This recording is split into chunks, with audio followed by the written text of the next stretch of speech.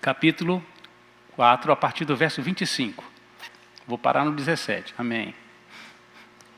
Obrigado, Rebeca. Hoje a Rebeca que é minha voz lá, tá? Eu vou ser paciente com ela. Diz assim a palavra do nosso Deus: por isso, deixando a mentira, fale cada um a verdade com o seu próximo, porque somos membros uns dos outros. Irai-vos e não pequeis, não se ponha o sol sobre a vossa ira, nem deis lugar ao diabo. Aquele que furtava, não furte mais. Antes, trabalhe, fazendo com as próprias mãos o que é bom, para que tenha com que acudir ao necessitado. Não saia da vossa boca nenhuma palavra torpe, e sim unicamente a que for boa para edificação, conforme a necessidade, e assim transmita graça aos que ouvem. E não entristeçais o Espírito de Deus, no qual fostes selados para o dia da redenção. Longe de vós toda amargura, e cólera, e ira, e gritaria, e blasfêmias, e bem assim toda malícia. Antes, sede uns para com os outros benignos, compassivos, perdoando uns aos outros, como também Deus em Cristo vos perdoou.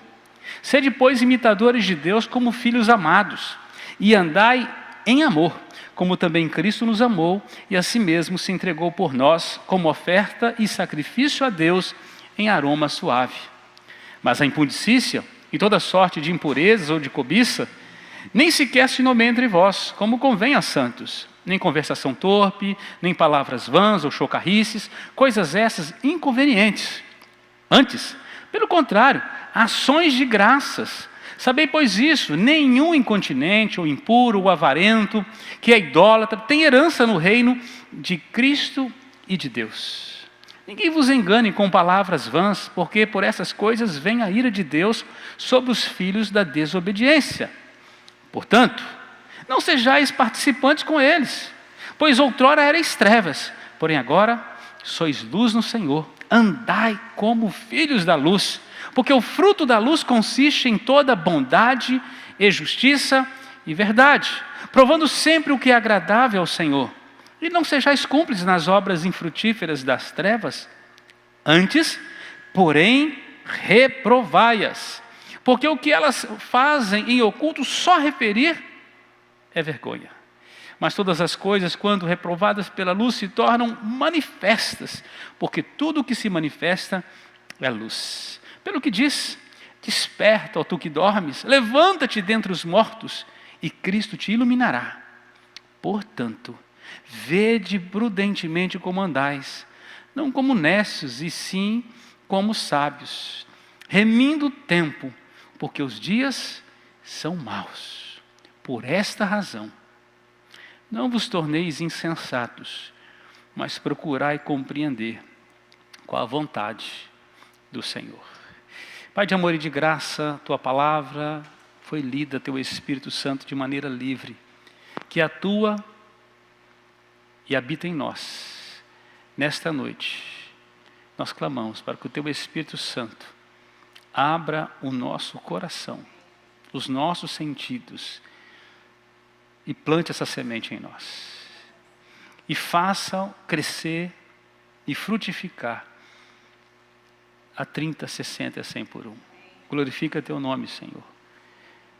Abençoa Tua palavra. Oramos em nome de Jesus. Amém. Indiferença. Indiferença é o estado de tranquilidade daquele que não se envolve com as situações. Indiferença é o desprendimento total com a realidade. É a falta de interesse, de atenção, de cuidado, de consideração, descaso, desdém. É a ausência de comoção ou interesse para com qualquer estímulo.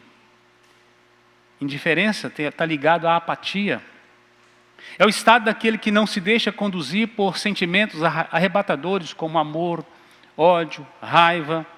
A indiferença produz distanciamento, produz frieza, letargia. A indiferença é um sentimento dos neutros, da neutralidade, daquele que não sente, daquele que não sofre. A indiferença é um sentimento que mantém a pessoa à margem, que se comporta assim, mantém distante, intocável, insensível. No entanto, quando recebemos um golpe da indiferença, vindo de alguém, aí tudo muda. Nós ficamos extremamente feridos, sentidos, dolorosos, nos tornamos totalmente sensíveis a atos de indiferença. Nos sentimos o quê? Injustiçados. Quando alguém não dá crédito, não dá atenção e nos trata com indiferença. A indiferença está diretamente ligada à capacidade de ser insensível, à insensibilidade, à total desconexão da realidade do outro.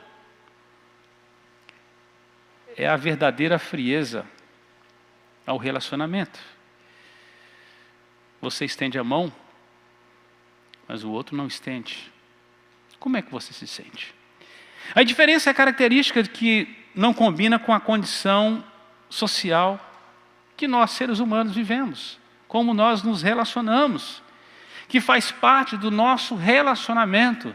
Quando entre duas partes, uma delas age de maneira indiferente, não há relacionamento, há rompimento, a falta de respeito, a falta de harmonia e, consequentemente, amor. Por isso, o contrário do amor nunca é o ódio, é a indiferença, é a não reação. Ser indiferente quer dizer que nada ou que aquilo não nos interessa, ou que não queremos nos envolver, que não sentimos nada frente a uma situação ou pessoa, que tudo dá no mesmo, não importa, passamos de largo. Será que é possível conseguir isolar as nossas emoções dessa forma? É possível nos isolar nos relacionamentos assim? Isso agrada a Deus, agir com indiferença? Que tipo de atitude ou sentimento Jesus nos ensina quanto a isso? E aí eu separei aqui rapidamente para ilustração uma parábola, chamada Parábola do Bom Samaritano. A Bíblia diz que um intérprete da lei, na tentativa de encurralar, de colocar Jesus à prova, pergunta: quem é meu próximo? Então Jesus propõe uma parábola, que certo homem, judeu, ele descia de Jerusalém para Jericó, Jerusalém, Jericó, Jerusalém está mais alto, descida ali mesmo. E diz que no caminho, salteadores, além de lhe roubar, espancar, deixou semi-morto. E diz o texto que ele ficou daquela forma, os bandidos foram embora, até que vinha ali um sacerdote. O pastor da igreja estava passando. E o pastor olhou, mas tratou com indiferença. Passou de largo. Passou depois o líder da banda da igreja, o levita, passou também. E diz que aconteceu a mesma coisa. E de repente, passa ali um samaritano. Ele faz o contrário. Ele age com deferência, com sensibilidade, com profunda compaixão e humanidade. Diz que ele não apenas cura as feridas daquele homem, coloca sobre o seu próprio animal, leva para uma hospedaria, paga as despesas. E Jesus termina a parábola virando para o intérprete da lei e perguntando: quem é o próximo desse homem? Olha, a situação daquele intérprete da lei ficou complicada, porque Jesus colocou um judeu como vítima, um sacerdote, um levita como alvo, como aquele que tinha a obrigação de fazer, mas tratou com indiferença. Colocou na cena um inimigo de um judeu, um samaritano, que agiu com compaixão e pergunta: quem é o próximo desse homem? E o intérprete responde: aquele que usou de misericórdia para com ele. Ou seja, aquele que agiu com deferência, não com indiferença. Muito bem, meus irmãos, nós vivemos nesse mundo, num mundo de pessoas indiferentes, de gente que não está nem aí para com as outras pessoas. Muitas vezes não estão nem aí para com o evangelho, principalmente quando é um evangelho indiferente, um evangelho que não transforma, um evangelho que não muda, um evangelho insípido, uma luz apagada.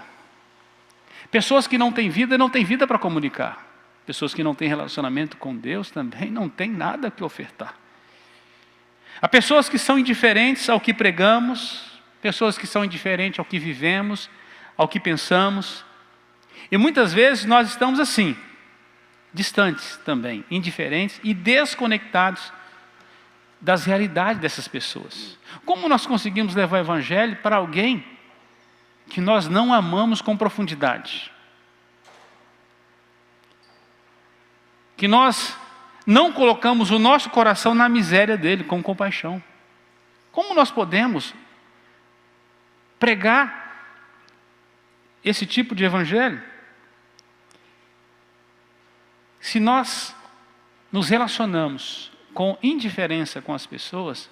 O nosso evangelho é indiferente para com ele também. Porque o evangelho e a vida são a mesma coisa. Nós vivemos o que pregamos e pregamos o que vivemos. Nós não mostramos uma notícia e podemos viver outra. As pessoas vão ter que ler um evangelho através das nossas vidas. Para que um dia possam querer ler as Escrituras, primeiro eles vão ler na gente, em nós. Vão ler em nós. Você passa pelas pessoas, não cumprimenta, não trata com cordialidade, com respeito, com amor, com atenção. E de um dia para o outro você chega lá e diz assim: você quer aceitar Jesus? Esse Jesus seu? De jeito nenhum.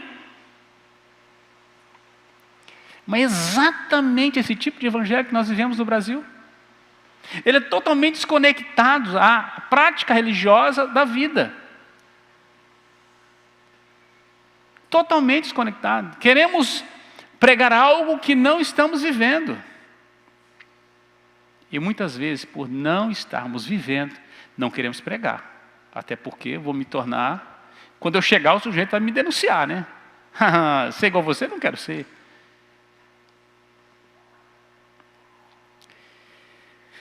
Não atraímos por sermos iguais os indiferentes. Mas exatamente por sermos sensíveis e totalmente direcionados a eles. Aí nós atraímos. Ou seja, só atraímos em nossas vidas posturas, palavras que são transformadoras na vida do outro, daquilo que nós já estamos vivendo em nós. Quando as nossas posturas são totalmente desconexas, o outro é indiferente, você age da mesma forma, como é que o evangelho chega lá? Você não tem ponte para isso. Mas exatamente quando nós agimos o contrário disso, tratamos com deferência o indiferente, aí nós somos diferentes. O evangelho é contra a cultura, ele muda a cultura, ele é antagônico ao sistema do mundo. Quando nós somos frutuosos, abençoadores, esclarecedores, libertadores, apaziguadores, graciosos, cheios do Espírito Santo, aí sim, nós conseguimos construir pontes, conexões. Essa semana, uma moça do meu prédio, ela é a zeladora lá, ela assim falou: pastor, o senhor pode me dar uma Bíblia? Eu fiquei tão feliz com aquilo. Sabe por quê? Porque eu venho sendo evangelho para ela há um bom tempo. Você está entendendo? Agora ela quer o livro que eu leio. Apesar que eu já dei um tanto de literatura, eu já me aproximei, eu prego, eu compartilho, eu brinco com ela todos os dias, vou criando uma conexão, porque tudo faz parte de uma semeadura. Você vai no supermercado, paga e já sai com um pacotinho de arroz. Mas você não tem ideia do sacrifício que foi, né, lavrar o solo, lançar a semente, né, cuidar, colher, beneficiar o produto, empacotar, transportar. Você pegou pronto. Mas a gente quer que o fruto do evangelho seja totalmente, né, online.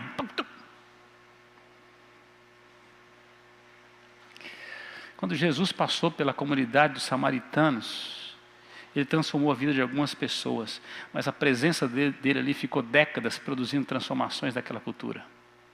Décadas. Você tem uma ideia?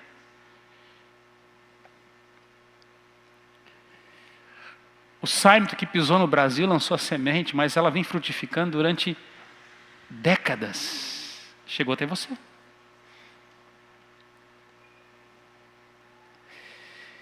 Voltando para o texto lido, meus irmãos, eu quero tirar algumas aplicações em como nós podemos manifestar aquilo que traz conexão. Os frutos do Espírito Santo, ou chamado aqui por Paulo, frutos da luz também. Paulo usa linguagens diferentes. Lá em Gálatas ele fala sobre as obras da carne, o fruto do Espírito. Aqui, né, ele vai falar sobre obras das trevas e fruto da luz. Ou seja, ele está falando da mesma coisa. Vamos tirar algumas lições sobre como nós podemos manifestar o fruto do Espírito Santo em nossos relacionamentos com os indiferentes. Com os indiferentes. Cada ano que passa, nós encontramos uma casta de pessoas na sociedade. Quando eu digo casta, porque é mais difícil alcançar. Ele vai se tornando mais resistente à pregação do Evangelho. Suas mentes estão cada vez mais cauterizadas por um sistema dominante e por péssimos testemunhos em sequência. A terra vai ficando mais difícil. Eu lembro quando meu pai desmatou pela primeira vez, era uma região de mata virgem, né? O primeiro plantio, olha, as plantas não precisava jogar adubo nem nada, mas depois da terceira colheita, já precisava começar a tratar o solo. Depois da quinta, da sexta colheita, já tinha muito cardo e abrolho, tinha muito mato já. A terra estava seca, a capina dava uns calos nas mãos, era mais difícil. O Evangelho não é diferente. Vai passando o tempo, o lugar não é totalmente alcançado pelo Evangelho, e o mau testemunho vai endurecendo os corações. Tudo que o mundo quer é uma igreja que não vive na luz. Isso torna a mensagem cada vez mais difícil. Mas vamos para o texto. Em primeiro lugar, para manifestar o fruto do Espírito Santo, em nossos relacionamentos com os indiferentes, e eu estou aproveitando aqui dessa perícola que Paulo vai usando, ele vai contrabalanceando o tempo todo. Eu dei uma ênfase na minha leitura no antes, dos contrastes que existem. Paulo coloca as diferenças aqui, para que você possa entender. E ele começa o versículo 25, aí, do verso 25 até o capítulo 5, verso 2, ele vai falar como que nós devemos tratar a nossa caminhada. Primeiro, comece andando em novidade de vida. Caminho diferente do que você vivia antes, sem Jesus.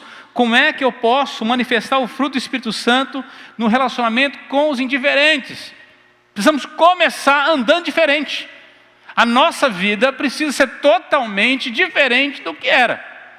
Porque do contrário, que diferença vai fazer?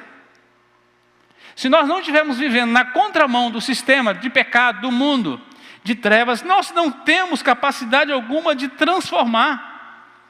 Então a gente precisa caminhar diferente do que a gente vivia antes, quando não tínhamos Jesus. Se Jesus entrou na nossa vida, as nossas posturas mudaram.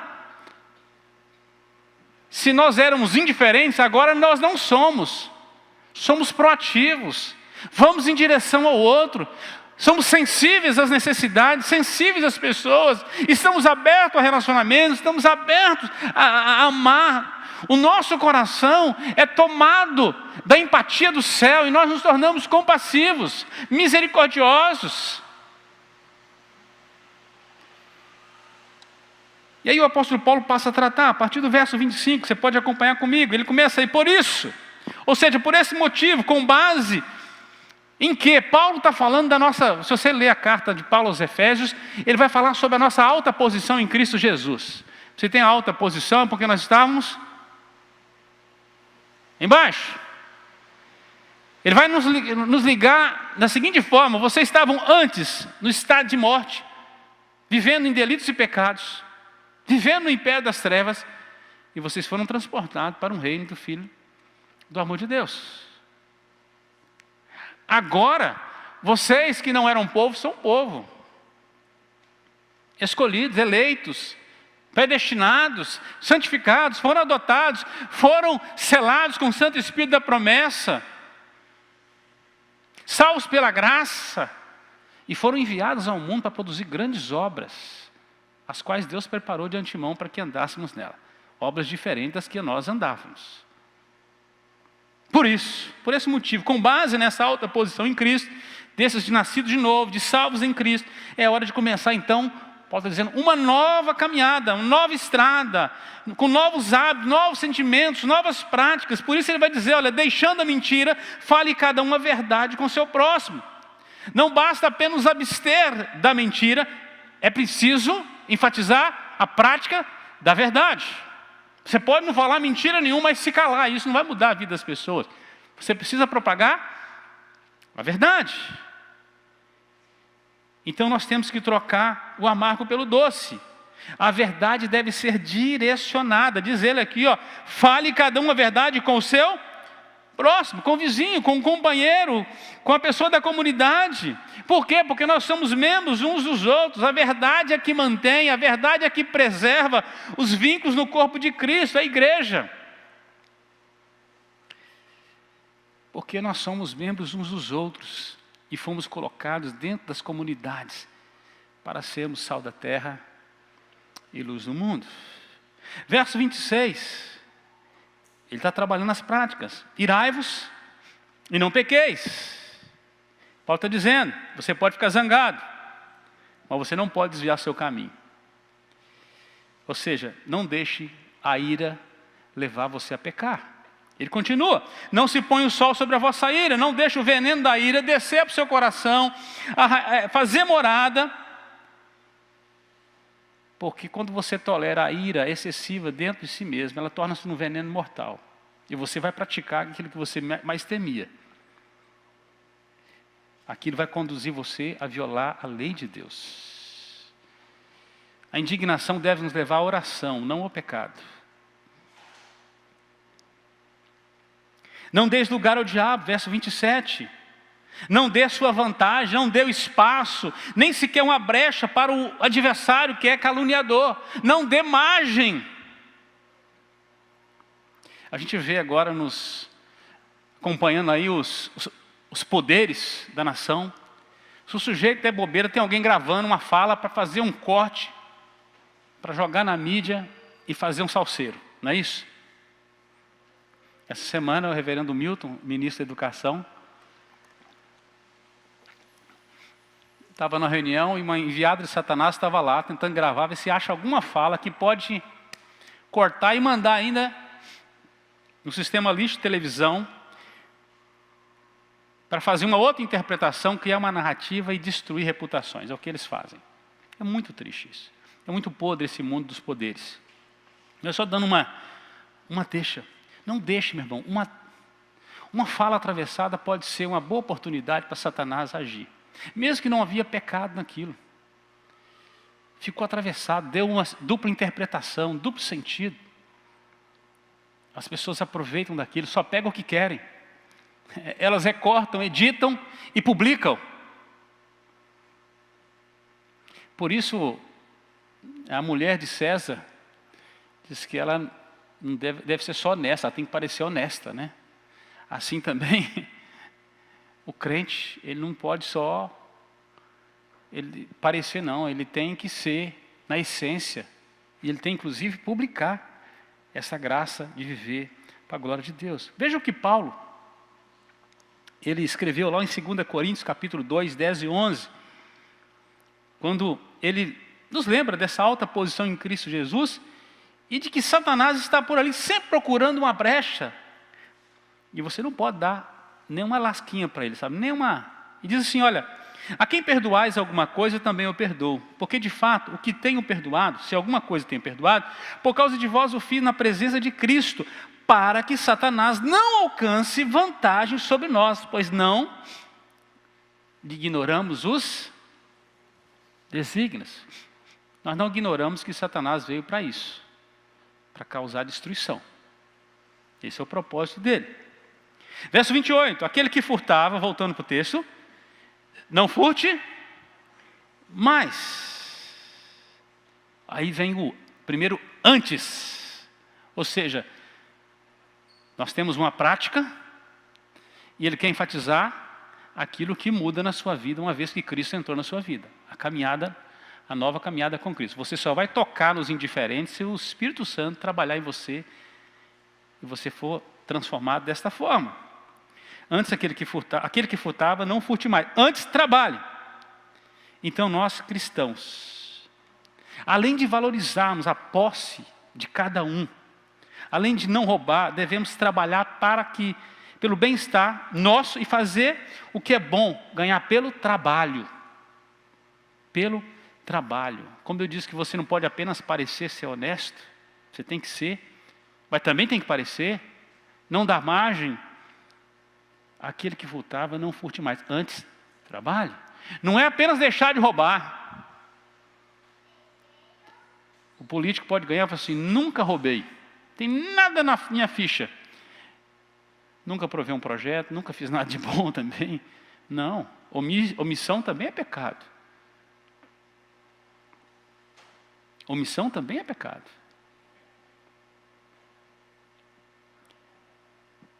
Deixar de trabalhar. Lá em Tessalonicenses, 1 Tessalonicenses, capítulo 4, 11 e 12, Paulo ordena o trabalho honesto. Diz o seguinte, e a diligenciarmos por viver tranquilamente, cuidar do que é vosso, trabalhar com as próprias mãos, como vos ordenamos, de modo que vos porteis com dignidade para os que são de fora, de nada venhais a precisar. Ou seja, tem que pôr a mão no arado. É o bom exemplo. Aquele que furtava, não furte mais, mas agora, antes, trabalhe. Paulo continua no verso 28 lá, do nosso texto, para que tenha com que acudir ao necessitado. Trabalhe, tenha o suficiente para você, sua família, e tenha o suficiente para exercer a caridade, a misericórdia, a compaixão. Deus cuida dos órfãos, Deus cuida das viúvas, Deus cuida dos necessitados. Através de quê? Do nosso trabalho, meus irmãos. Exatamente. De nós, da igreja. Lembre-se, nós somos os instrumentos na mão de Deus. Eu costumo brincar de vez em quando com algumas pessoas, né? Às vezes está preparando ali um prato, né? Ou o pastor Paulo preparando um café, ele é nosso barista oficial agora da equipe pastoral. Apesar que agora é também da equipe de funcionários e dos chegados, né? Tudo começou com o Jarlan aqui, né? Depois foi espalhando, né? Que prepara um bom café. Eu costumo dizer para ele assim, deixa Deus te usar, filho. Né? Deixa Deus te usar. Tem muitos irmãos aqui que estão precisando deixar Deus usar. Você vê uma necessidade, mas você fecha seu coração e põe o escorpião no bolso. Deixa Deus te usar. Você sabia que tudo que você semeia no reino de Deus, Deus multiplica? Chama a lei da semeadura. Não tem mágica. É Deus quem opera. É graça mesmo. Então Deus opera através de nós. Precisamos nos tornar vasos limpos e úteis para Ele usar. Ser o socorro bem presente a alguém. Quando a Bíblia fala que Deus é o socorro bem presente, Ele usa pessoas. Deus usa pessoas para salvar pessoas. Ele faz dessas pessoas canais da sua graça. A gente fica esperando o milagre do céu. O milagre que vem de lá passa pelos eleitos, pelos salvos em Cristo. Esses são instrumentos. Verso 29, ele continua aqui respondendo antes. Não saia da vossa boca nenhuma palavra torpe, palavra imprópria, podre, pobre, que traz ruína, palavra sem valor. A nossa boca, ela não é fossa e nem sepultura. Nossa boca não é alto-falante de Satanás. Eu não aceito palavra torpe dentro da minha casa. Por isso nós santificamos nossos filhos todos os dias, todos os dias. Todos os dias. Não entra a palavra torpe, palavra agressiva. Eu sei que meus filhos estão na escola, eles aprendem coisas, e quando chegam, a gente sente uma coisa diferente, a gente já, de prontidão, opa, aqui não. Vamos lavar a boquinha, né? Porque não produz graça, não edifica, pelo contrário, só destrói, só mata. E há casas que estão alicerçadas de palavrões, de palavras torpes, de acusações, de palavras duras, maledicentes, que diminui as pessoas. E as nossas palavras viram ações, meus irmãos. A palavra tem poder. Pela palavra Deus fez o universo. E pela palavra você destrói uma cidade inteira. A boca não pode ser assim. Ele diz assim, olha, e sim, unicamente a que for boa para edificação. Nossas palavras precisam, ao contrário disso, construir, edificar, promover, ajudar no crescimento, na sabedoria, na piedade, na felicidade, na santidade. Elas precisam construir. E diz mais, conforme a necessidade, ou seja, tem um propósito. A nossa palavra, ela cumpre o propósito de Deus, ela sacia a carência. Por isso, em alguns momentos, os nossos gestos são suficientes e as nossas palavras são desnecessárias. Tem hora que é suficientemente abraçar. Tem gente que chega no velório e não sabe o que falar. Abrace e chore junto é suficiente. As pessoas precisam sentir o seu amor, que poderá vir também através de palavras. E diz o texto, e assim transmita a graça aos que ouvem. As nossas palavras precisam ser um presente, precisam gerar uma doação generosa aos ouvidos daqueles que ouvem. Precisa produzir doçura na vida das pessoas. O indiferente pode tratar você mal 10 vezes, mas não vai tratar 11, se você sempre o amar. Não vai. Tem um morador do meu prédio que todos os dias, ele falava um tanto de palavrão na entrada do prédio, ele tem uma voz forte, e onde ele fala, o quarteirão inteiro fica... E sempre quando ele vinha, eu dava uma tesourada com graça, com amor, tratando. Ele tinha mais de 90 decibéis de voz, está com 20 agora. O Espírito Santo está domando ele, eu oro por ele. E ele não fala palavrão mais perto de mim. Nem ele e nem o síndico que também falava. Passando todas as vezes, a gente repreende com o caráter da gente. Com a presença e com a doçura. O seu café pode estar amargo, meu irmão. Mas quando você vai colocando mel nele, chega uma hora que muda. Você vai mexendo, sabe? Só com relacionamento. Transmita a graça aos que ouvem. Diz mais, verso 30, e não entristeçais o Espírito de Deus, ou seja, coisas inconvenientes, praticadas, indiferença, palavras torpes, palavras fora da hora, e um tanto de impropérios que ele diz que, olha, o furto, a ira, tudo isso entristece o Espírito Santo de Deus. Não entristeçais o Espírito de Deus. O Consolador não deve ser entristecido, pois aquilo que entristece o Espírito de Deus é pecado. E quando ele entristece, a primeira coisa que ele vai fazer é entristecer o seu coração, para você se arrepender. Se você é eleito de Deus, ele vai trabalhar em você. Ele vai dificultar a sua caminhada, até você se tocar que você precisa mudar. Ele tira a alegria da sua salvação até você se arrepender dos seus pecados. E de vez em quando ele tem que mandar uns Natan. Às vezes aquele que pregou de manhã aqui, ou às vezes um outro irmão, né? Não precisa ter nome de Natan, né? Um profeta de Deus, alguém que lê um texto, um versículo da palavra de Deus que vai te confrontar e até você mudar. Glória a Deus por isso. Diz mais, no qual fostes selados nesse Espírito para o dia da redenção. É o selo que ele fala lá em Efésios 1,13, a garantia de que nossa redenção será completa. Ser selado é ser protegido pelo Espírito Santo de Deus, para que Satanás não nos destrua. E aí isso faz parte de sermos habitação de Deus. Verso 31, longe de vós toda amargura, cólera, ira, gritaria, blasfêmias, bem assim toda malícia, longe de vós. Tem coisa que você tem que se aproximar, tem coisa que você tem que ficar longe. Bom, Paulo vai aqui, tratar de maneira particular pecados que entristecem o Espírito Santo de Deus, chamados de grosserias carnais. Ele vai falar aí, amargura, cólera, ira, gritaria, blasfêmia e toda malícia. Toda amargura, tudo aquilo que produz amargura na vida das pessoas em nossa volta, não podem habitar na vida dos crentes. Precisa estar longe de nós. Cólera e ira, aquilo que enlouquece as pessoas, leva as pessoas a decisões intempestivas, impulsivas, violentas e destrutivas.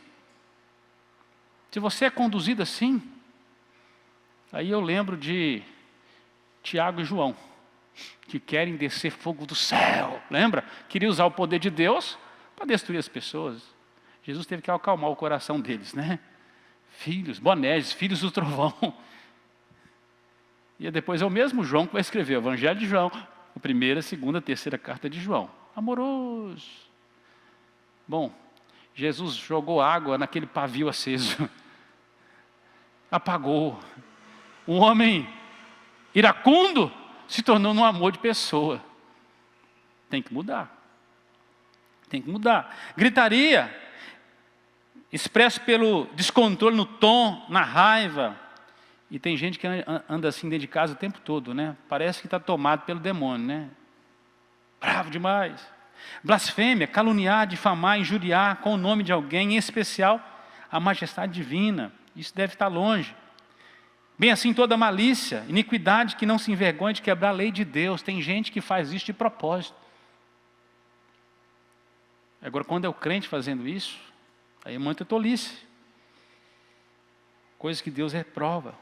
Essas coisas, diz o apóstolo Paulo, devem estar longe de vós, fora de vós. Não podem fazer parte do caráter de Cristo, muito menos é fruto do Espírito Santo. Isso é obra carnal. Isso destrói. A vida cristã não é simplesmente, então, obedecer uma lista de proibições. Paulo vai usar sempre o antes, a palavra antes. O que roubava, não rouba mais, antes trabalho.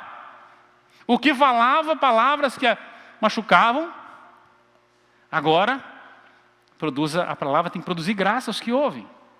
É uma nova caminhada. É uma nova caminhada. Isso é cultivar virtudes positivas. Meus amados irmãos, nós temos que afirmar todos os dias para nós, todos os dias, palavras positivas. Pastor, o senhor é adepto do positivismo? Não. Eu estou dizendo que você tem que afirmar os valores do reino na sua vida.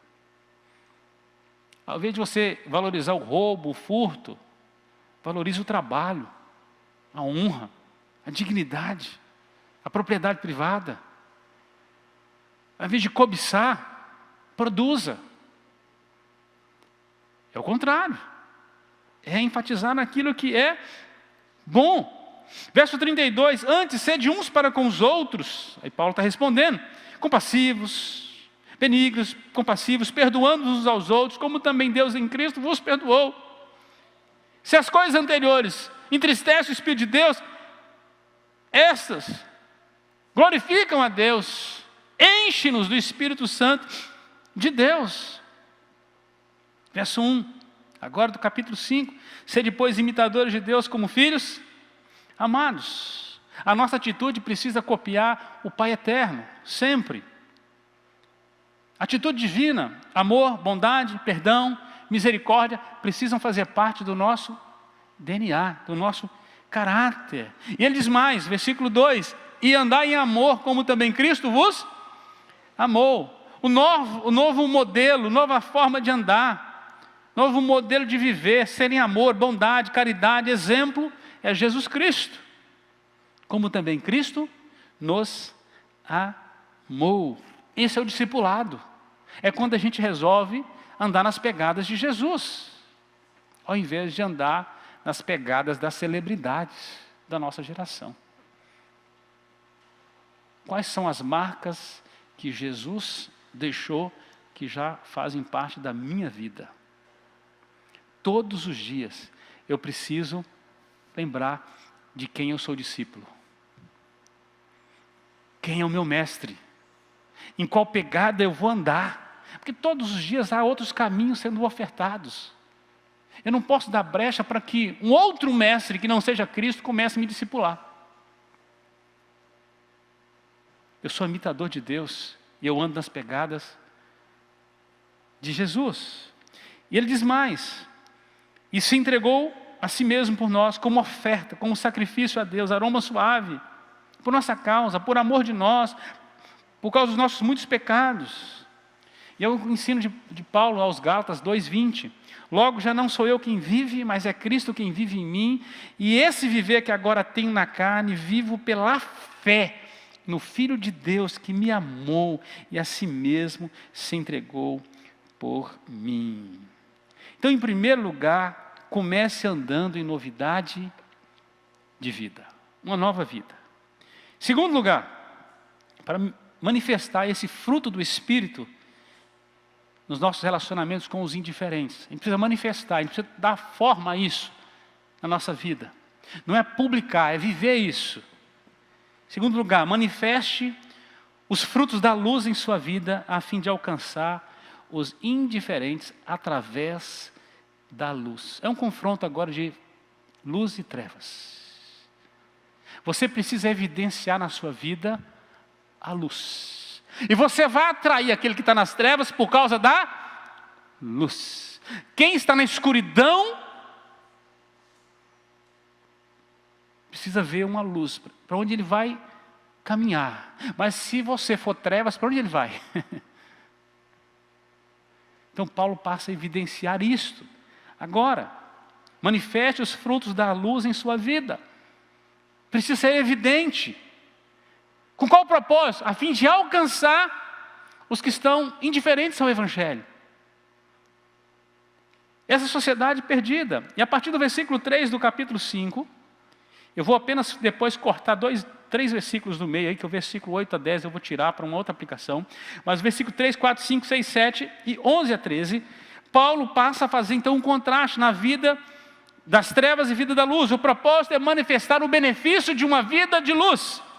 Verso 3, mas a impudicícia e toda sorte de impurezas ou de cobiça, ou seja, Paulo está falando de imoralidade sexual, porneia, a palavra aqui. O termo impureza fala de uma vida de devassidão.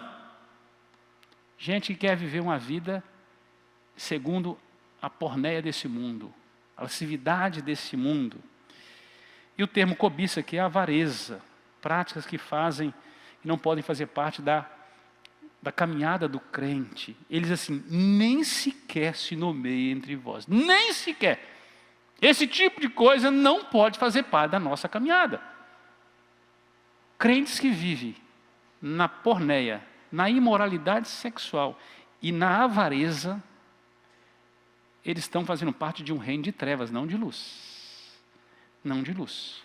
O nosso reino é um reino de santidade e o nosso reino é um reino de conquista, não de avareza, é generosidade. Então, não deve fazer parte. Quem caminha no amor não comenta, não difama, não aprova e não oculta os pecados dos outros. Não somos jornaleiros, somos membros uns dos outros. Admoestamos uns aos outros para que haja arrependimento, transformação, para que todo mundo ande na luz. Ande na luz. E ele vai dizer assim: como convém aos santos. Ou seja, isso é conveniente a quem tem uma alta posição em Cristo Jesus. Viver assim. Verso 4. Aqui Paulo vai destacar 3 coisas inconvenientes que não convém aos santos. Inconvenientes. Conversa torpe, já falamos um pouquinho sobre isso, que é palavra obscena, imoral, palavras vãs. Gente que gosta de conversa tola, fiada, né? Conversa fiada, inútil. Chocarrices. Humor sádico, né? Baixo, liberal, imoral. Isso tem a ver com vulgaridade, né? Com grosserias, anedotas que sempre levam para coisas depreciativas, imorais, perversas. Paulo combate isso, inclusive com base no Salmo 1, que o homem que é muito feliz, o bem-aventurado, ele não anda, né? Ele não anda no conselho dos ímpios, ele não se detém no caminho dos pecadores, nem se assenta na roda dos escarnecedores. Ele não faz parte desse grupo. E aí vem um bom conselho, que a Bíblia não condena a alegria espontânea, a alegria cristã espontânea, o senso de humor, mas orienta que nós não podemos participar das frivolidades da vida. Coisas que fazem parte apenas para a perdição. Não tem problema você contar a piada. Qual? E onde? Isso tem a ver. Aquilo que deprecia o caráter humano, aquilo que trata de coisas vulgares e imorais, isso não deve fazer parte da nossa conduta. Ele vai falar assim, antes pelo contrário. Como é que você vai vencer? Qual que é o antídoto para vencer essas coisas? Ele disse, antes pelo contrário, ações de graças. Um coração cheio de Deus. Porque ações de graça tem a ver com o coração cheio de Deus, das bênçãos de Deus, do favor de Deus, reconhecer o que Deus tem feito em nossas vidas.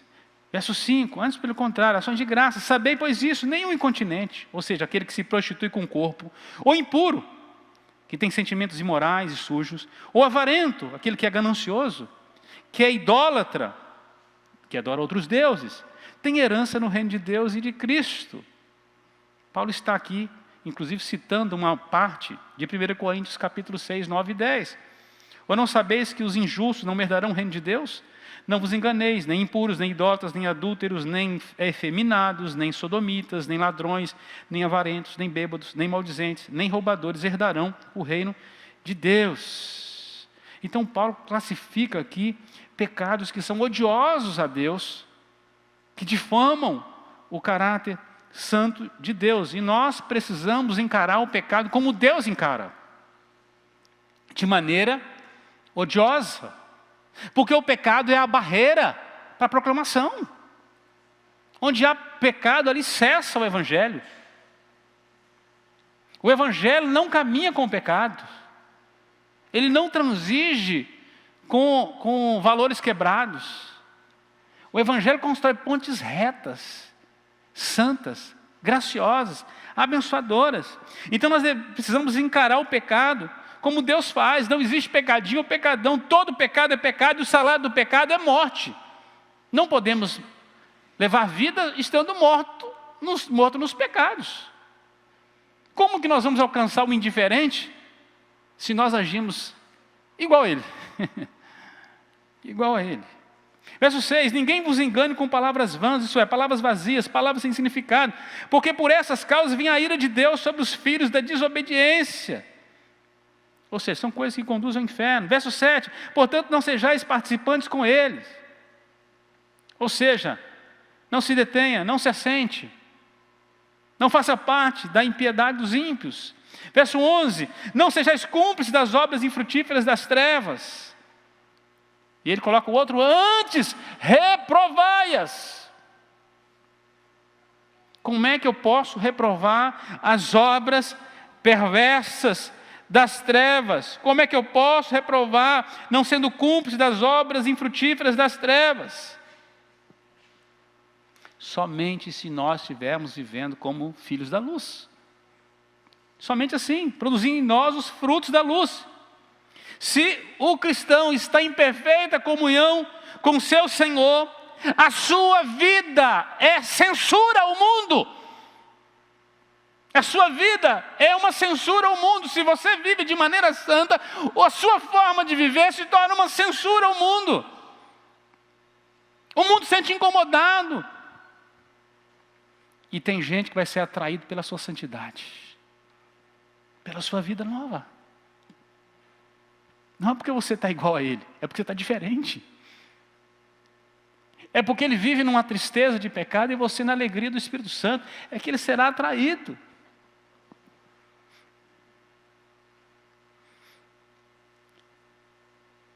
Quando nós andamos com Cristo, a nossa vida se torna então uma baliza para o mundo, uma referência para o mundo. Nós não entramos na forma do mundo. Nós estamos andando no caminho reto. E diante de nós tem uma porta estreita. O povo do caminho largo. Eles estão sempre olhando ao lado.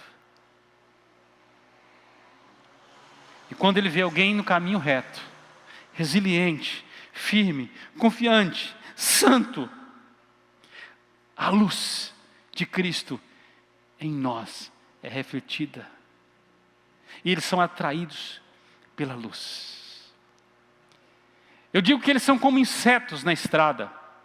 Quando você liga o farol. Quem já dirigiu aí na estrada, o que é que os insetos fazem? Eles procuram a luz.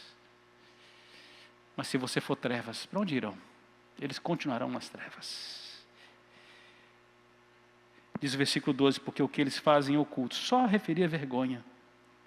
O que os ímpios fazem secretamente é desonroso. O que eles fazem publicamente também. Por isso não devem ser copiados, mas eles precisam ser denunciados. Pastor, então nós temos que ir para as mídias, pela nossa vida, pelo nosso procedimento. É assim que a gente denuncia. Todo mundo do seu trabalho faz errado, mas você não faz. Com você não tem como pagar propina, você não aceita. Você virou um problema do setor. Todo mundo está fazendo errado, mas quando chega em você, o negócio para. Ou eles vão fazer um plano em como tirar você de lá, ou alguns começam a copiar você. Primeiro por medo de você denunciá-los. E aí, a sua conduta já está denunciando.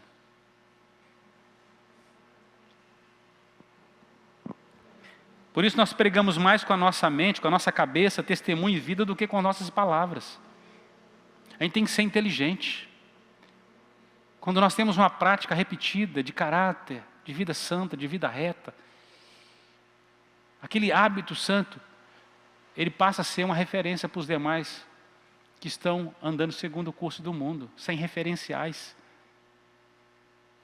Quem está sobre a rocha, atrai aquele que está no lamaçal. Ele precisa de socorro, mas só vai encontrar quem está na rocha.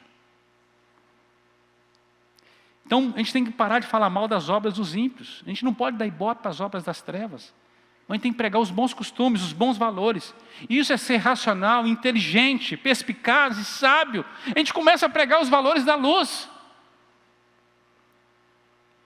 Nós estamos a anunciar os valores morais corretos, bíblicos. Vivenciá-los nas nossas vidas. E isso é suficiente para envergonhar o mundo. Os indiferentes virão. Verso 13, mas todas as coisas, quando reprovadas pela luz, se tornam manifestas, porque tudo que se manifesta é luz. Onde a luz entra, as trevas não tem alternativa, tem que sair. Por isso, lance luz nas trevas de alguém, através da sua vida, seja luz. Veja comigo que está em João 3, 19 a 21. O julgamento é este, que a luz veio ao mundo, os homens amaram mais as trevas do que a luz, porque as suas obras eram más.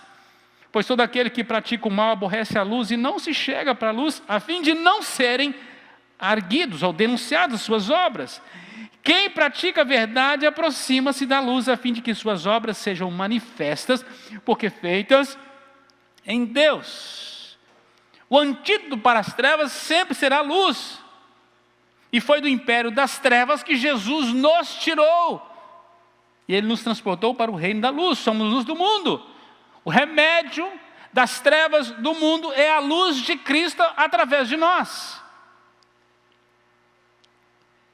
Então, em segundo lugar, manifeste os frutos da luz, a fim de atrair, de alcançar os indiferentes através dela. É a sua vida que vai ser, aí meu irmão, uma baliza para eles. Em terceiro lugar, influencia a partir de valores eternos do reino de Deus. Você só pode influenciar se agir positivamente. E Paulo usa 3 palavras aqui: bondade, justiça e verdade. 3 valores. Olha o que diz o verso 8. Pois outrora erais trevas, essa era a sua vida. Agora, porém, sois luz do Senhor, andai como filhos da luz. A nossa alta posição em Cristo nos coloca numa nova caminhada, uma caminhada diferente. Inclusive nós ouvimos pela manhã sobre injustiça social. Nós andamos na justiça social. Nós praticamos, são atos de justiça, vivemos pela justiça. Paulo em 1 Coríntios 6,11 escreveu: tais fostes vós, mas agora vos lavastes, mas fostes santificados, fostes justificados em nome do Senhor Jesus Cristo, o Espírito do nosso Deus. E ainda 1 Tessalonicenses 5,5: mas vós, irmãos, não estáis em trevas, para que esse dia, como ladrão, vos apanhe de surpresa, porquanto todos vós sois filhos da luz e filhos do dia. Nós não somos da noite nem das trevas, andamos como filhos da luz. Então Paulo vai dizer, olha, andai como filhos da luz, como imitadores de Deus, que é luz. Somos chamados para andar na luz. Inclusive Jesus diz, nós somos a luz, vós sois a luz do mundo. E não pode se esconder uma cidade edificada sobre um monte, nem se esconde nem uma candeia. Pelo contrário, você coloca ela no velador, no lugar mais alto, para que ela possa iluminar toda a casa. E diz, versículo 16 de Mateus 5, e assim brilha a vossa luz diante dos homens, para que vejam as vossas boas ações, boas obras, bons hábitos, boas práticas, uma vida santa, e glorifiquem o vosso Pai que está nos céus. E glorifique o vosso Pai que está nos céus. Influencie a partir de valores eternos do reino de Deus. Crente cheio do Espírito Santo sempre vai refletir o caráter de Cristo, o fruto do Espírito nos seus relacionamentos. Onde tiver trevas, as trevas vão ter que ir embora. A luz chegou. E olha, pode ter um ambiente escuro 1000 demônios. Se chegar ali a luz, eles vão embora. Eles vão embora. Você chega num ambiente, um quarto escuro, está cheio de baratas. Eu gosto da palavra de C.S. Lewis, que ele diz que os demônios são como baratas. Quando vê a luz, eles correm para as trevas. E você acende a luz. A luz vence as trevas sempre. Sempre. Sempre. Verso 9, quem anda na luz produz então esses frutos: bondade, justiça e verdade. São valores do reino de Deus: bondade, justiça e verdade. O que você precisa aplicar nos seus relacionamentos? Bondade, justiça e verdade. Bondade fala sobre atos graciosos, abençoadores. Isso é viver segundo o reino de Deus, é aplicar a compaixão, a misericórdia, o amor de Deus. Justiça, você é prática da justiça, você vive pela justiça, você aplica a justiça em si mesmo. Você julga seus atos para andar em retidão. E você só anda na verdade. É a palavra de Deus sua baliza, é pela verdade que você anda. Você não negocia, não transige seus valores. Bondade, justiça e verdade. Interessante que Paulo faz um trocadilho, porque lá em Romanos 14, 17, ele replica um desses valores e acrescenta ainda paz e alegria no Espírito Santo. Ele diz assim, olha, porque o reino de Deus não é comida nem bebida, mas justiça, paz e alegria no Espírito Santo. Além desses valores, o mundo pode estar caindo. As pessoas estão desesperadas, mas você tem uma serenidade plena, porque você está em Cristo, você tem paz. Paz na tempestade, paz nas aflições. Você sabe quem te guarda. Você sabe que o guarda de Israel não dorme. Você tem paz. Porque você tem paz por dentro, você expressa ela por fora. A paz de Deus que excede todo entendimento. Você tem paz com Deus, você recebeu da paz de Deus e você vive essa paz. E então, é natural que você dá saltos de alegria. Você tem alegria diante das turbulências. Amados, você não pode ser um crente infeliz. Você não teve encontro com Jesus? Desde que Jesus me transformou, eu não tive mais motivo para tristeza. Diante de Jesus até a tristeza pula de alegria, todos os dias. Eu não sou feliz porque eu não tenho problemas, eu sou feliz porque eu tenho Jesus. E isso é suficiente. A minha suficiência é Jesus, não é a minha circunstância. O reino de Deus é esse: justiça, paz e alegria no Espírito Santo.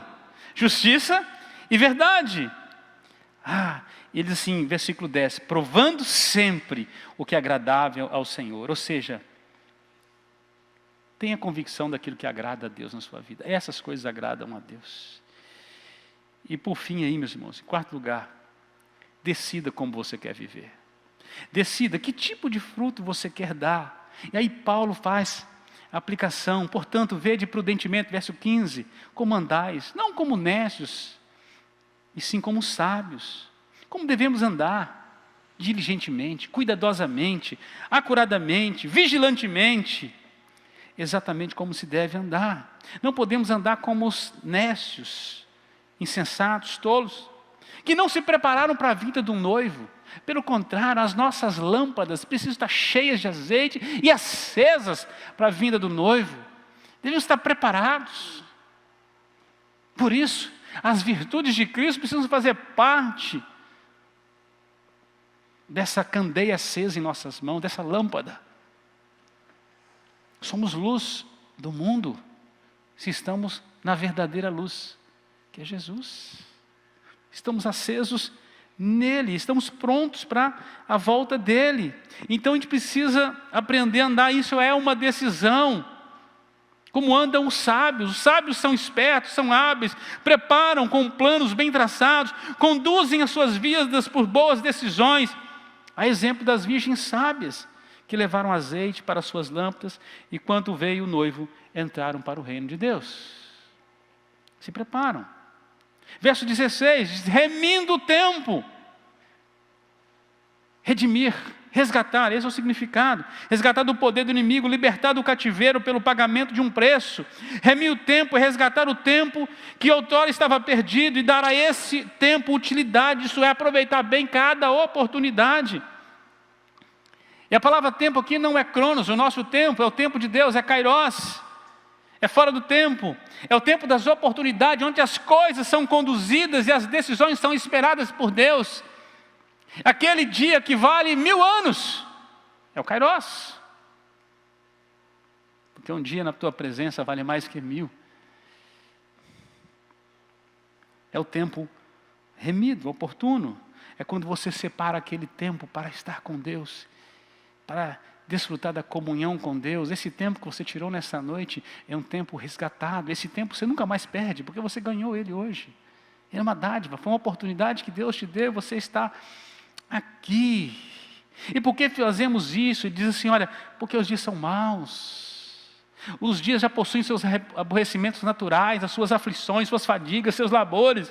E principalmente a interferência contínua do príncipe das trevas, o ladrão do tempo, que sabe que pouco tempo lhe resta, e seu propósito é o cumprir o que está lá em João 10:10, roubar, matar e destruir. Ele faz isso o tempo todo. Ele quer roubar seu tempo com Deus, ele quer roubar seu caráter, ele quer diluir você para que você não testemunhe do Evangelho de Cristo, que você não manifeste o fruto do Espírito Santo. Ele quer que você vive na carne, ele enfatiza aquilo que te mata, não aquilo que te vivifica e transforma. E Paulo escrevendo aos Gálatas, capítulo 1, verso 4, ele diz o seguinte, foi para isso que Deus enviou seu Filho, para nos desarregar deste mundo perverso, segundo a vontade de nosso Deus e Pai. É para nos desarregar. Já arrancou um pé de mandioca, meu irmão? Quem já fez isso aqui? Meu Deus, só tem danoninho aqui hoje. Nunca arrancou um pé de mandioca, não, que tem que desarraigar, né, ô Nilson? Tem que desarraigar, tirar aquelas raízes que estão implantadas no sistema do mundo. Sabe o sujeito que está um pé na igreja, outro no mundo? O crente que fica flertando com o pecado o tempo todo, tem que desarraigar. Jesus veio para isso, meu irmão. O velho homem tem que morrer, é isso. Corta, os tentáculos que está ligado ainda a esse sistema dominante desse mundo. Você não vai influenciar ninguém se você não for transformado pelo poder de Deus. E eu concluo, viva como quem quer agradar a Deus. Porque quando você vive como quem quer agradar a Deus, os indiferentes correrão para conhecer. Conheça então a vontade de Deus. Verso 17, por esta razão, nos tornei insensatos.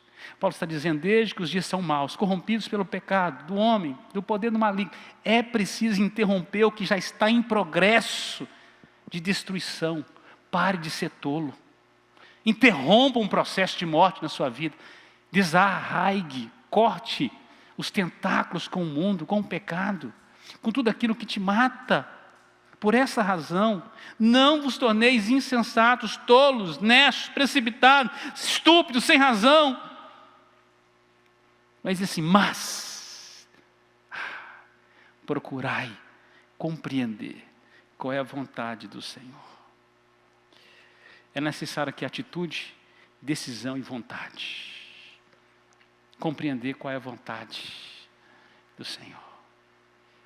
Tem muita gente tentando sobreviver no meio dessa pandemia, mas não fez uma oração perguntando, Deus, qual é a tua vontade com isso tudo? Qual é a vontade com isso tudo? Eu lembro quando eu estive no Cairo em 2013, e a gente, o pastor Samé, pastor da igreja Apreciando o Cairo, ele contou as angústias que a igreja sofria, as fortes perseguições, muitos crentes, a gente ouviu vários testemunhos de crentes perseguidos lá. E aí nós fizemos uma roda de pastor brasileiro é burro demais, gente. As coisas que a gente faz que só Deus vai perdoar, né? E uma roda para orar pelos líderes da igreja lá e pela igreja. Porque a gente achou que a gente estava mais espiritual do que eles, né? Aí, o pastor Samé fica na roda, no meio, né? Coisa de brasileiro, é legal, né? Aí nós vamos orar para Deus livrar eles dos problemas, das angústias, das aflições. Olha, eu nunca vi um homem tão bravo. Não façam isso! Nós oramos 50 anos por esse avivamento. Não atrapalhe o que Deus está fazendo. Nós sabemos que essa é a vontade de Deus. Se tiver que morrer um hoje por causa do evangelho, todo mundo aqui está ciente. E sabe como é que é o batismo lá, meus irmãos? Não é as perguntas que a gente faz aqui, não. Eu sou light aqui, né? Nossa equipe é light. Primeira pergunta, você está disposto a morrer por Jesus hoje? Você entende o risco que você está correndo de assumir a sua fé em Jesus Cristo? A partir de hoje, não temos nenhuma responsabilidade com a sua morte. Você está sabendo, está ciente disso, cara? O dia do batismo não é aquele dia de que maravilha, vem toda a família, o cara está livre. Ele está condenado, é um X no... ele está no mundo muçulmano, tomando uma decisão de andar com Cristo. A família dele o odeia. No mínimo será apedrejado. É a decisão que ele está tomando diante da igreja. E eu lembro da palavra dele, nunca mais vou esquecer. Nós procuramos conhecer qual era a vontade de Deus e nós queremos andar nela. Não orem por isso. Orem para Deus cumprir a vontade dele, ainda que tenhamos que passar por sofrimento. Tem muita gente querendo fugir da morte e se preservar, quando deveria estar no fronte da batalha, pedindo a Deus, qual é a tua vontade com isso tudo? Os indiferentes estão aí, meus irmãos. Hora de remir o tempo. Temos a melhor oportunidade da história. A melhor e maior oportunidade da história. Preste atenção nessa noite. A maior e melhor oportunidade da história. Deus escancarou, nesse 1 ano e meio, a porta do mundo. De todos os povos, tribos, línguas, nações, todo tipo de etnia, todo tipo de padrão social. Por que ele fez isso? Igualou todo mundo. Você acha que quem morrido é pobre com respirador? Nem tratamento de $1 milhão tem salvado. Não tem resolvido. Todo mundo está igual. De repente, quem começa a faltar ar era o cara que é dono, é o maior fabricante de ar-condicionado do mundo. Falta ar para ele. E só tem um que pode dar ar para ele. Você está entendendo? Mas tem enfermeiros que entenderam a vontade de Deus e estão ali falando de Jesus. Falando que o sujeito, olha, a sua lataria vai ficar amassada, mas o motor vai ser salvo. Você está entendendo? Você não sai daqui. Mas eu quero te dar o que ninguém pode te dar. Não pode te dar saúde, mas eu posso te dar eternidade. Quer? Temos visto vários vídeos disso, de gente pregando o evangelho. Precisamos compreender qual que é o tempo que Deus tem nos dado, meus irmãos. Este é o tempo da maior semeadura e colheita. O mundo já está quebrado. Os próximos 3 anos, eu vou precisar de 15 pastores auxiliares aqui para cuidar de corações feridos. E de vários psicólogos. Eu oro para Deus levantar muitos psicólogos dessa igreja agora, psiquiatras, médicos, gente para cuidar de gente doente. Porque o Brasil será um país de gente doente. E isso será uma oportunidade da igreja ser as mãos de Jesus, os pés de Jesus, a boca dele. Estamos vendo o melhor momento da história da igreja. Mas não é para a gente querer ser sobrevivente nisso, não. É para a gente ser instrumentos de Deus nesse tempo. Eu fico com vergonha de crentes que se omitiram nesses 1 ano e meio. Eu imagino que Jesus está com mais vergonha ainda. Se calaram. Perderam o tempo que não tem como mais ser remido. Você não tem mais chance de salvar seu parente que foi, meu irmão. Mas tem gente que ainda precisa ouvir de Jesus antes de ir embora. E você viu que você não tem controle de nada. Um dia você está livre, outro dia você está preso. Lockdown. Uma louquidão, né? E a gente começa a pôr toda a expectativa. Está chegando na minha idade. Semana que vem estão dizendo que eu já posso vacinar. A minha vacina é Jesus, meus irmãos. É lógico que eu vou tomar, tá, agulhadinha, sem problema nenhum. Mas se o chefe desliga lá a chave lá, não importa o que você tem aqui. Irmãos, eu não estou falando que é contra ou a favor, não. Eu sou favorável a gente tomar todas as medidas, inclusive a vacina, que é importante. Eu estou dizendo, cuidado onde você está colocando sua confiança e esquecendo de conhecer qual é a vontade de Deus para esse tempo.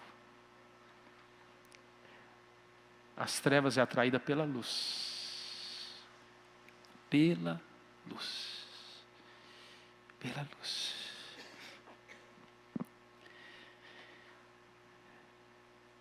É preciso, então, meu irmão, nesses dias ter uma vida profunda com Deus. O modo pode estar certo, mas o tempo pode estar errado. O tempo pode estar certo e o modo errado. A gente precisa saber qual que é o tempo e qual que é o modo que Deus quer nos usar. Como diz o escritor dos Eclesiastes, o coração do sábio conhece o tempo e o modo. É um tempo de ser muito sensível às necessidades das pessoas, mas mais sensível ainda de termos uma vida santa com Deus. A nossa vida denuncia o mundo. A nossa vida. Olha a vontade de Deus, não querendo que nenhum pereça, senão que todos cheguem ao arrependimento. A gente já sabe que essa é a vontade de Deus. Se essa é a vontade de Deus, a gente não quer que ninguém se pereça, como é que eu saio daqui nessa noite? Se eu não quero que nenhum parente meu pereça, o que eu preciso fazer? Vacina? Irmão, aplique a vacina a você mesmo. Talvez você tenha 30 anos de igreja, nunca conseguiu aplicar as leis espirituais. Falar com o sujeito que Deus fez tudo perfeito, que o Éden era uma maravilha, que o homem pecou, que o pecado afastou de Deus, que Deus enviou Jesus para morrer na cruz, e que aquele que recebe Jesus mora no céu. Poucas palavras você pregar o evangelho. Não teremos outra vida, meus irmãos, para fazer isso. A indiferença em nosso relacionamento com Deus nos leva a tratarmos os nossos semelhantes também com indiferença. Mas quando somos ativados em uma nova vida com Cristo, quando decidimos por uma nova caminhada, rejeitando a velha caminhada, passamos a mortificar a carne em nossas vidas e passamos a manifestar os frutos da luz dos nossos relacionamentos. A conclusão é óbvia, é clara. Atraímos os indiferentes através da luz de Cristo em nós. Vamos orar, sejamos sensíveis a essa vontade de Deus. Em nome de Jesus, você sai daqui nesta noite, desafiado pelo poder do Espírito Santo de Deus através da sua palavra. Pai de amor e de graça, nós colocamos nossas vidas diante do Senhor. A tua palavra nos denuncia, Senhor. Ai de mim, ó Deus, ai dos meus irmãos, se não reagirmos diante da tua palavra. Que o teu Espírito Santo hoje, ó Pai, opere nas nossas vidas. E nos leve, ó Deus, para mais perto do Senhor. Retirando de nós todas as obras das trevas, nos desarraigando da maldição deste mundo, implantando o reino em nós, os valores do reino, bondade, justiça, verdade, paz, alegria no Espírito Santo. E através de nós, nos use para alcançar aqueles que estão indiferentes ao Evangelho nesses dias. Que sejamos, ó Deus, empáticos. Que sejamos, ó Deus, direcionados em compaixão, em virtude, para alcançar aqueles que ainda te rejeitam. Oramos em nome de Jesus. Amém. Vamos ficar de pé, vamos cantar uma canção e assim nós encerramos.